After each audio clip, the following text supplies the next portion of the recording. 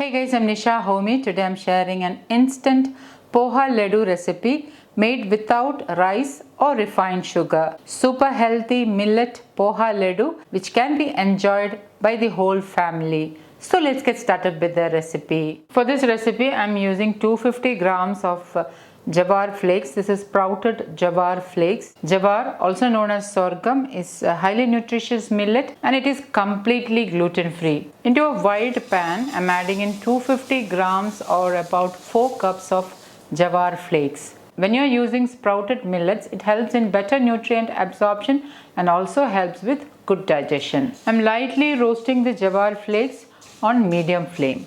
To know whether the jowar poha is nicely roasted, take a small portion and just press it, and if it crackles then the jowar poha is nicely roasted. Turn off the flame and transfer this to a plate. While the poha is cooling down, wipe off the residue with a cotton napkin. Turn on the flame. Add in 1 tablespoon A2 desi ghee, 2 tablespoon raisins or as needed, 2 tablespoon cashew nuts or as needed, and lightly roast the cashew nuts and raisins. Once the cashew nuts and raisins are roasted, turn off the flame and transfer this to a bowl. Into my dry blender jar, I am adding in the roasted and cooled jowar flakes.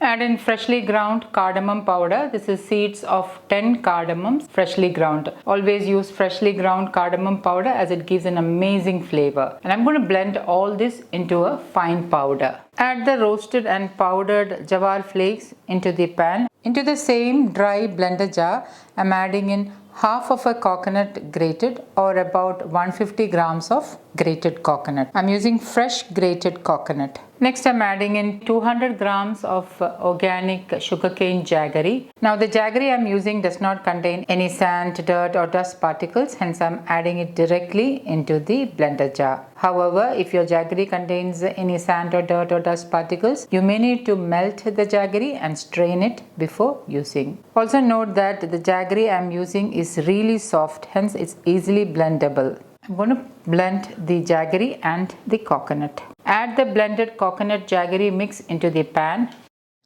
and with my hand I'm mixing all this really well.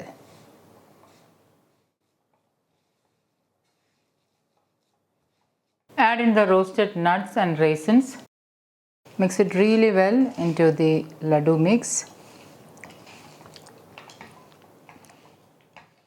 With greased hands, take small portions and roll into laddus.